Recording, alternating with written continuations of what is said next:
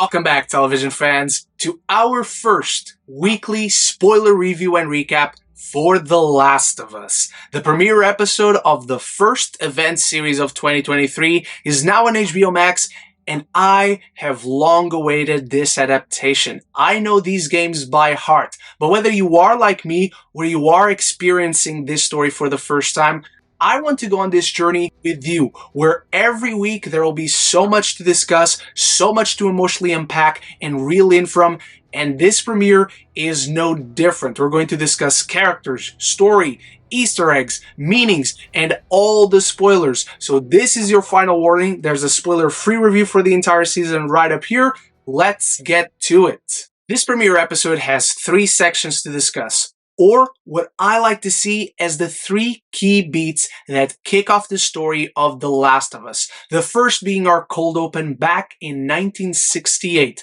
Not something I look at as a change per se, but rather added context to the narrative that those of us who play the games already know, as we see 2 scientists discussing what could potentially be the ultimate doom for humanity. And one of these scientists, fantastically played by the incredible John Hannah, essentially exposes the truth and relationship behind climate change and the fungi that eventually burst into the pandemic in 2003. This works splendidly. The series is framed as a cautionary tale by creating this powerful, real-world parallel, as we've now been through a pandemic of our own.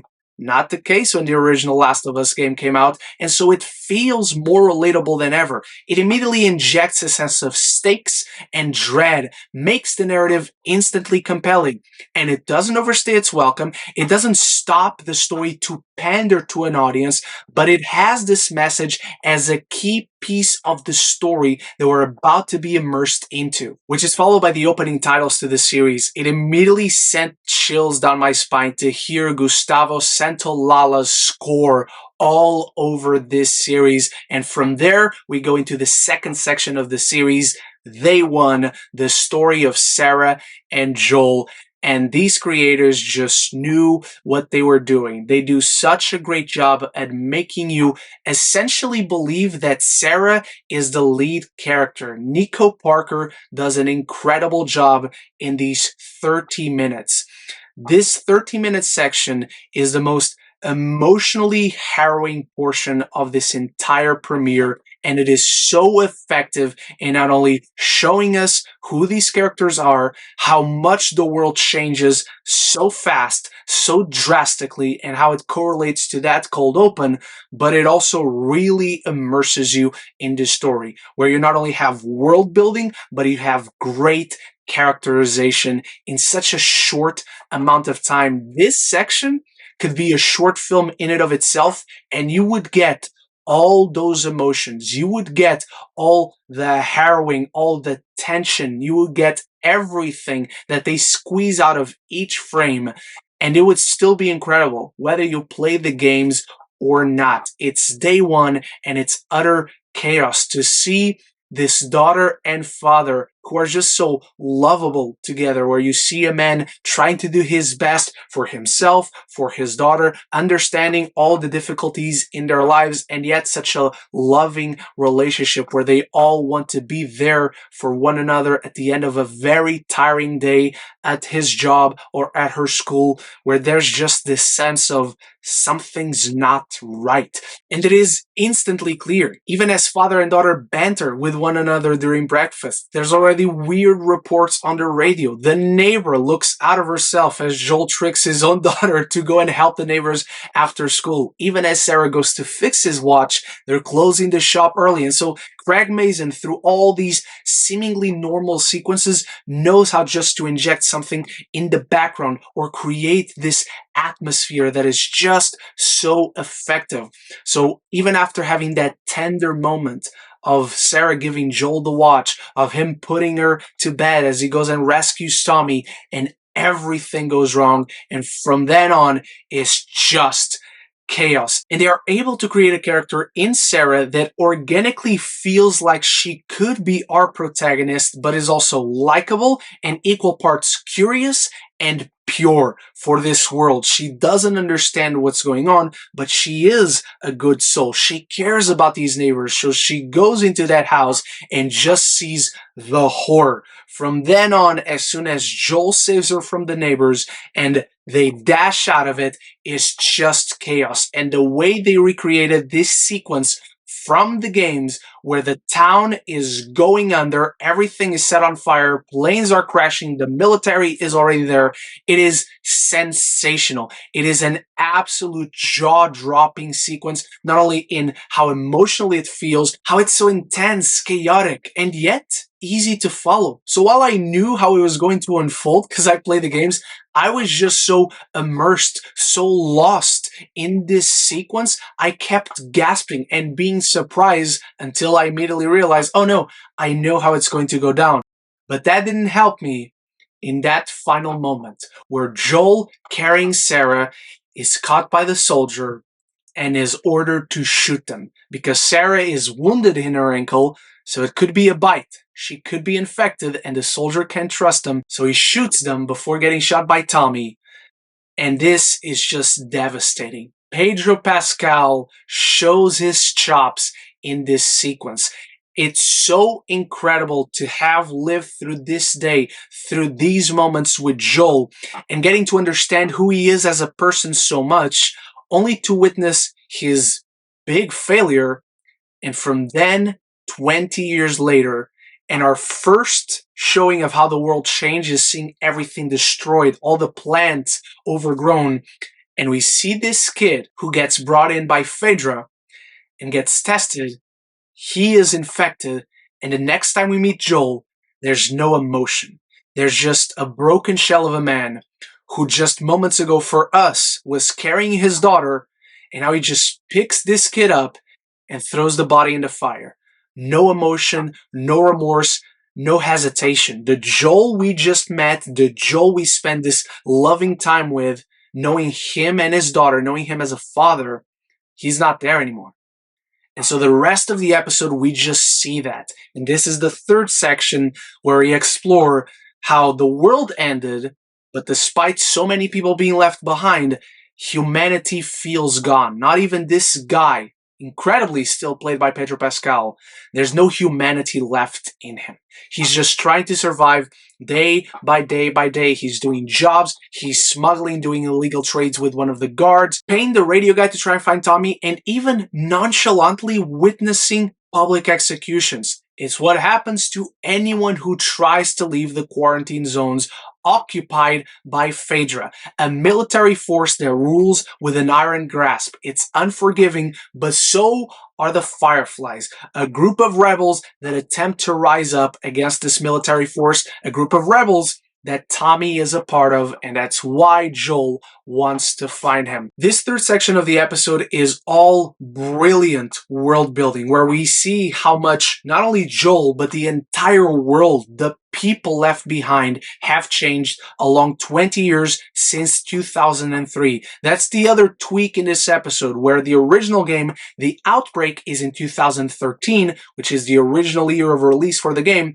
but now the 20 years later from the outbreak is this year, 2013. So for us, it's technically real time in this show. And while we don't get to spend a lot of time with Ellie in this episode, Bella Ramsey maximizes her minutes on screen. She goes from strength to strength, especially in the sequence where Ellie first meets Joel, and we get that first clash of personalities where they are so different to one another, but they're both so broken. We get a clear understanding of these characters and what the world has done to them, how jaded they both feel, but the deliciousness of that relationship is also clear from that first meet where Joel just throws her against the wall and puts his foot over her knife. But we do get to understand a little bit of Ellie through the eyes of the Fireflies, or specifically Marlene. There's immediately a sense of this little girl's importance, the gravity and the necessity for her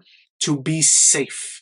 and to be protected. And that is something we learn long before Joel does, as him and Tess go after this car battery as he wants to find Tommy, but intercept the Fireflies after a gunfight. The battery is dead, but they also needed it to take Ellie to a Firefly station. So now Joel, he does it in exchange of payment, and he's not interested in bonding with this girl. She is cargo. She is not a person. And yet again, this is a Joel we do not recognize from the loving dad who tried at every single second, who struggled but was a real person.